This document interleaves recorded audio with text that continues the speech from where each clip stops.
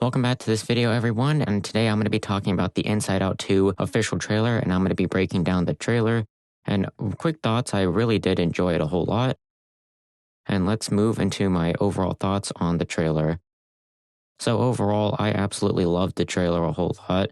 The animation here also looks really nice in the movie, and it looks way more updated than it did in the first movie, and it looks highly detailed and beautiful and realistic as well. Also, making the new emotions the villains was really interesting as well. I mean, I don't think they're going to be completely bad until the end of the movie, and I overall loved what they're doing with the story as well, even if it may feel like a rehash of the first movie.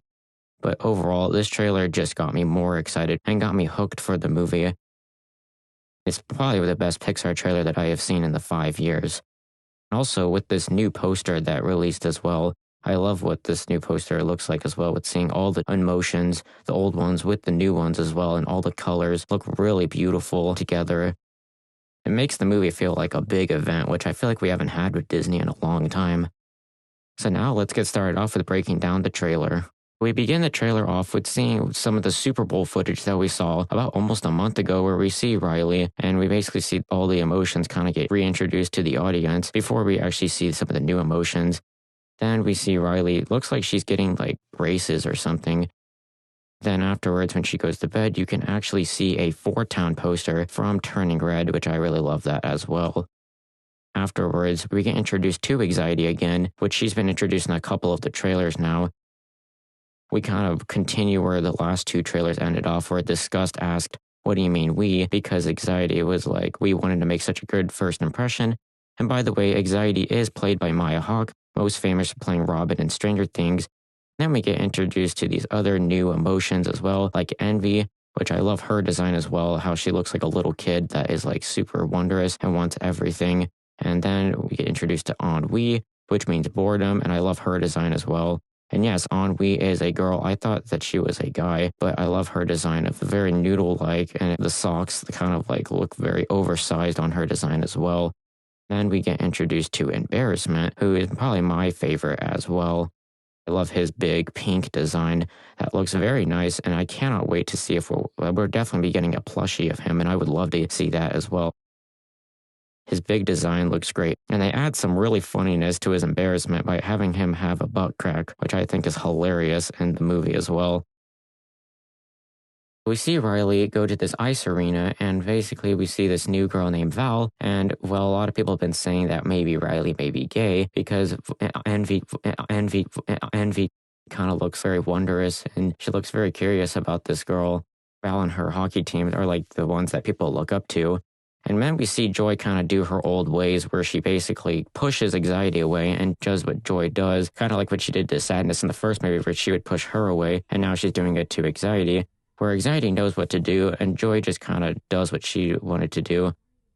Afterwards, we see that Riley is with her old friends when she goes to, and then when Anxiety comes around, she wants Riley to have new friends so that Riley isn't alone in high school. Riley just kind of abandons her old friends, which is pretty sad as well, and kind of shows that there's going to be a lot of change in this movie. And then Anxiety says that Riley needs more sophisticated emotions than all of you, which is like joy, sadness, anger, fear, and disgust. Embarrassment kind of just picks them up, and Joy is like, you can't just bottle us up. We go to the next shot where we see them all inside of a jar, which I already got some funny comments about that, but it's really cool seeing them in that jar. It looks kind of dark just seeing them in a black room inside of that glass jar with fear with the flashlight. I actually have a theory about how they're actually villains. I don't think they're going to be like bad people or anything in terms of the new emotions, but I do think that by the end of the movie, Joy will have to learn how to work with Anxiety and the rest of the new emotions, just like in the first movie where she had to work with Sadness. And I think that the new emotions may be doing the wrong thing to Riley, and they might start realizing that towards the climax of the movie during the third act, and Joy and the rest of the old emotions will have to come back into headquarters and help Riley in whatever situation that she was in. Because in the first movie, we saw that with Riley not feeling anything, and with Anger's bad idea that he had for Riley, it made Riley run away. But Sadness helped everything out, and it caused everything to be perfectly okay, even if Riley had to express how she was feeling in that moment. And I think that in this movie as well, we're going to get that similar moment. Again, even if it does feel a bit of a rehash of the first movie, instead of like Sadness and Joy stuck in headquarters, It's the rest of the characters, except for the new emotion, stuck outside of headquarters, and they're going to have to get back. What do you guys think about my theory?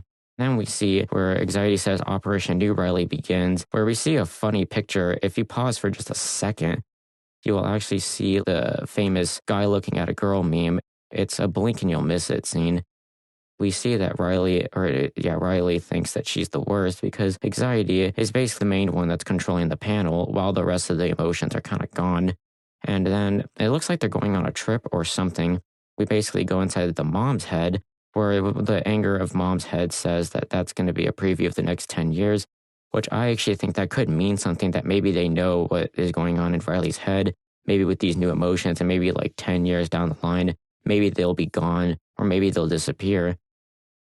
This next shot over here with like the strings, and it looks really cool when I first saw it.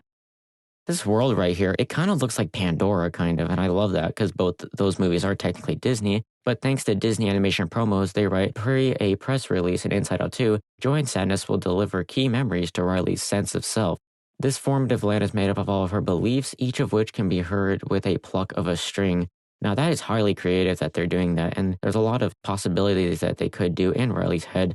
Like in the first movie, we had the imagination land. We also had a bunch of like the abstract thought, the train of thought. But now here, we've got all of her beliefs, which I think is very interesting.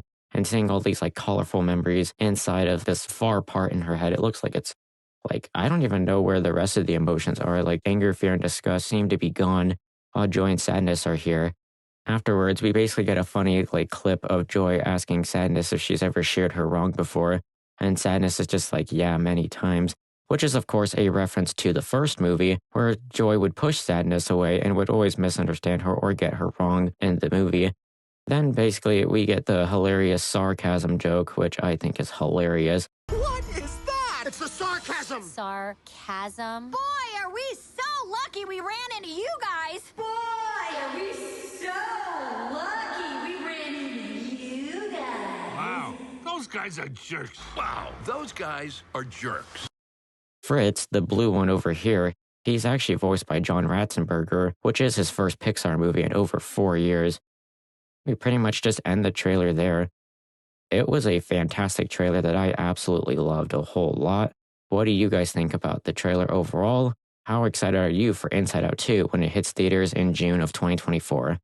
That's pretty much it for this video, everybody. Please make sure to like and subscribe and hit the notification bell so you never miss any of our newest videos. I will have many more Inside Out 2 videos as the movie